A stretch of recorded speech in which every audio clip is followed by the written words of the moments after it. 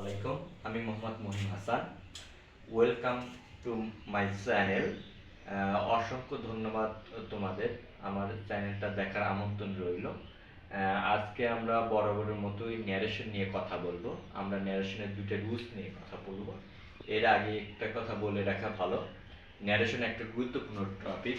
প্রত্যেকটা পরীক্ষাতেই আমাদের ন্যারেশন থেকে প্রশ্ন থাকে।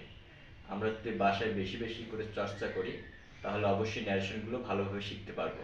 আর আমার ক্লাসগুলো যদি তোমাদের ভালো লাগে তাহলে অবশ্যই লাইক, কমেন্ট, শেয়ার এবং সাবস্ক্রাইব করবে। এই পর্যায়ে আমরা ন্যারেশনের দুটো রুলস লিখে রেখেছি, সেটা নিয়ে কথা বলবো। Rules number 1, direct is a reporting ভার্বটি প্রেজেন্ট টেন্স বা ফিউচার টেন্স হলে রিপোর্টিং পিস এর পর পরিবর্তন হয়। রিপোর্টিং পিস এর ভার্ব এর টেন্স অনুযায়ী পরিবর্তিত হয় না, কেবল পার্সন এর পরিবর্তন হয়। আমি আবারও বলতেছি, ডাইরেক্ট পিস এর রিপোর্টিং ভার্ব যদি প্রেজেন্ট টেন্স বা ফিউচার টেন্স থাকে, আর এর হলে রিপোর্টিং পিস এর ভার্বের টেন্সের কোনো পরিবর্তন হবে না, শুধু পার্সনের পরিবর্তন হবে। যেমন Rahat has said I have done my duty.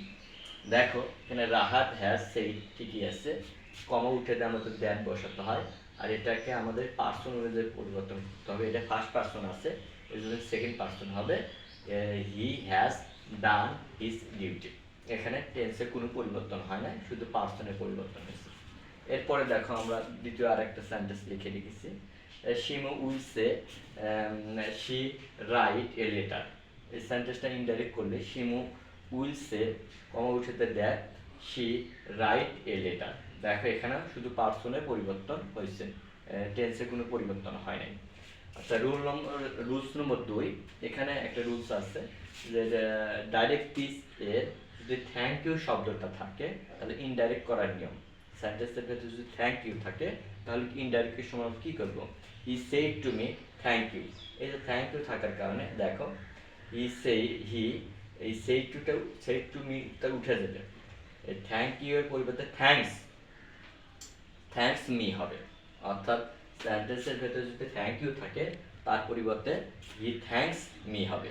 এইভাবেই আমরা বাদ বাকি রুলসগুলো নিয়েও আলোচনা করব, এবং বেশি ক্লাসটা কেমন লেগেছে তা অবশ্যই কমেন্ট বক্সে লিখে জানাবে।